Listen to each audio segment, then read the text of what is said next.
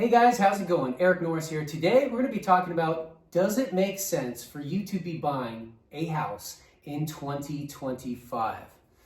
With all the economic data, with interest rates, timing, is this a good time or not? We're going to be going over all those things. Just so you guys know my background, I've been a real estate investor for the past over 10 years in Nashville, Tennessee, and now I'm back in Los Angeles. And I'm managing multiple properties in both locations. And my family, we've been doing this for over 60 years.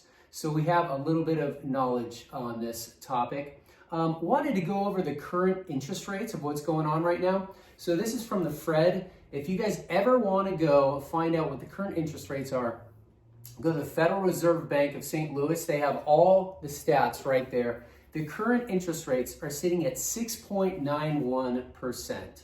So historically speaking, that's actually still fairly low. If you can see the chart there, this dates back all the way back to the mid 70s. So you can see how high it was way back in the 80s were the highest we ever had interest rates at. My parents bought around that time and they had the craziest, highest interest rates. But historically speaking, it's still fairly low. Now, would it have been better to buy 4 years ago when interest rates were 3%? Of course, but not everyone can time everything just like that. So obviously, if you're in the market for a single family residence, does it make sense to buy right now? Well, we are also at the height of the market. It's kind of like jumping into the S&P, looking at the stocks. So check this out. Historically speaking, this is all the way backdated to the last, let me go back to the last 10 years. Nope, let's do full max. So this is from all the way dated back to the early 2000s. So you can see we're kind of at a pinnacle point right here, and it's still going up. Now, I can't give you personal financial advice because I don't know your particular situation. It all depends on what does your income look like? How much funds do you have? All these factors come into place. If a friend of mine was asking me, Eric, should I buy a property right now? I would probably say I would be a little hesitant, especially this year, because I feel like 2025, we might see some black swan events happening. So I'd be concerned about that. But if we ever had an issue where we had hyperinflation, we'd be in a very, very good place if you own assets. So if you do own real estate, those prices are going to continue to rise. So one other thing I wanted to touch on that is also, just inflation in general. Even if everything's stagnant, because of inflation, you're still going to be gaining at least 3% a year. And just depending on what's going on in the economy. While you're looking at homes, one thing I highly recommend utilizing Redfin more than Zillow. Zillow, I'll tell you what, in my experience, Zillow has been behind dramatically. So when I was first getting into real estate investing, I'd go on Zillow, I'd see some property that I was interested in, I'd call my agent and he'd go, oh, it's under contract. And I'm like, it shows it's listed here, it doesn't say it's under contract. And it would happen over and over again for almost a year.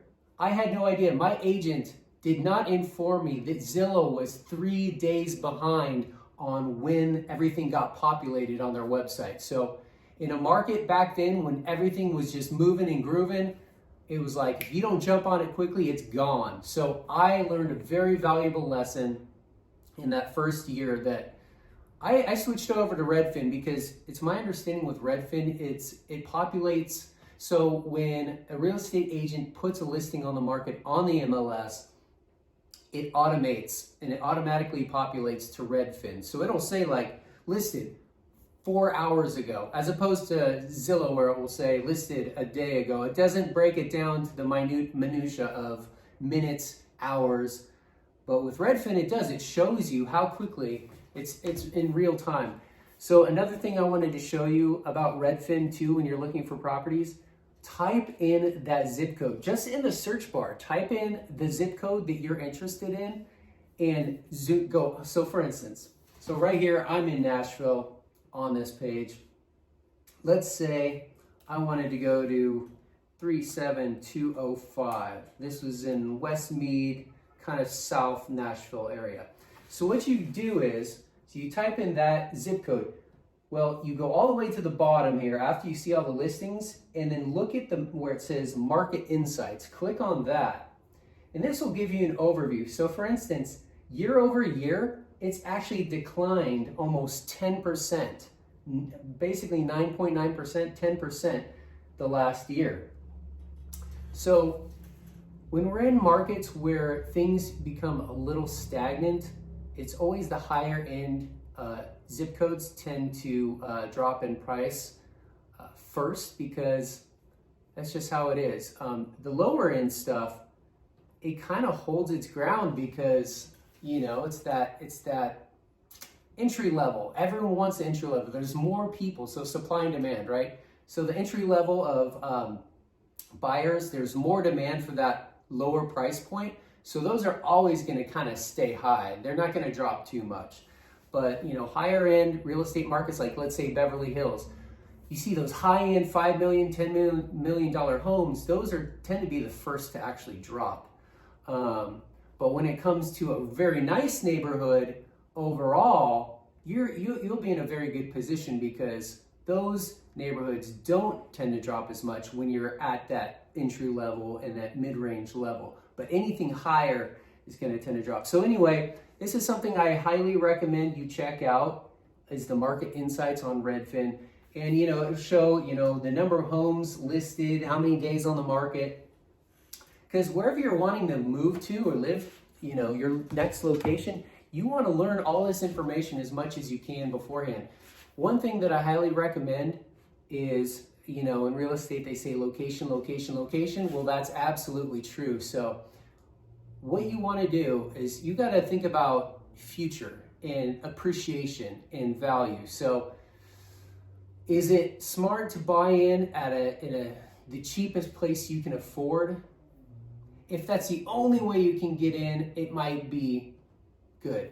But if you can hold out and buy in a better neighborhood, maybe wait an extra 6 months, gather a little bit more income, and tuck that money away, and you can get in it's better to buy a crappy house in a bad neighborhood rather than buying the best house in a crappy neighborhood. Because you got to think about appreciation. Over time, the nicer neighborhoods are going to appreciate higher in value and quicker. So you're going to want to try and invest in those properties if you can. If you can't, you just got to do what you got to do. Hustle, you know, get your foot in the door. That's really the most important thing, is getting in. So as far as single family residences go overall, I'd be a little timid to jump in right now, you know? But if you need to park your money somewhere, and if you know you're going to live there for at least 5 years, you might just be fine. It might just work out. It shouldn't be much of a problem. Real estate, historically speaking, in my opinion, and if you look at all the statistics, it's been the best asset class in the world. It grows the most exponential value, even more than the stock market, because you got to think about it this way. If you put $100,000, let's just for number's sake, let's say you have a $100,000 property. You only have to put 20% down. So you could put, let's just say $20,000. Putting $20,000 in the S&P, you're not going to get as good of a return as you will with a $100,000 property. So historically speaking, real estate will give you magically a lot more in return. But as far as you guys that are wanting to invest in, let's say, duplexes, triplexes, multifamily, I would say multifamily on the residential side is still a good place to park your money. If the numbers work for you, you got to crunch the numbers. It takes 2 seconds. You just napkin math, go, does this make sense? This is what the mortgage is going to be. This is what the rents are. What's my return? And if the numbers don't work, a lot of people right now are renting because rent is actually cheaper than buying real estate. So you just have to weigh those things out. as far as commercial real estate is concerned, I believe there's a huge opportunity right now. A lot of people, a lot of notes are, being called to where, they're at their 5-year mark or 10-year mark where they're actually the banks want their final bill. And so there's a lot of decline in those prices, so you can get some good deals right now. And then also tax liens, that's another opportunity. So here's what I'd say: to ensure overall you want to have the best, you want to feel confident in buying in real estate in this market in 2025, protect yourself. So for instance, instead of buying a turnkey property that's at the highest value it's going to be right now, maybe buy what I like to call a wedge deal or a fixer-upper, to where maybe it's 25-35% undervalue and you need to fix it up. So what you're doing is you're insulating yourself from that buffer of, if the price goes down, you're still going to be in the clear because you have all this equity built up that you're working on by fixing it up. So it just depends. So I would recommend doing that. But yeah, so as far as 2025, I don't know your specific situation, but historically speaking, real estate has always been incredible. I love it. It's my favorite investment vehicle in the world. It's the greatest, all the tax advantages. That's the other thing. If you have a lot of money and you have it in other things and you don't have it in real estate, park your money in real estate because you need to take advantage of all the tax advantages too.